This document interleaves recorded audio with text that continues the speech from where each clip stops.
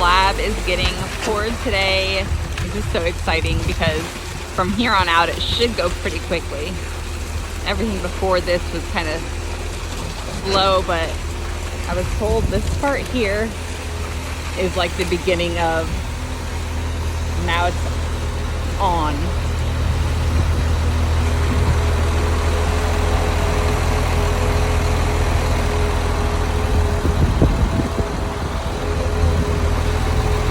Very gorgeous front area here. That's our Amazon room. And then we got, that's gonna be our stairs going up, so that's like underneath of the stairs.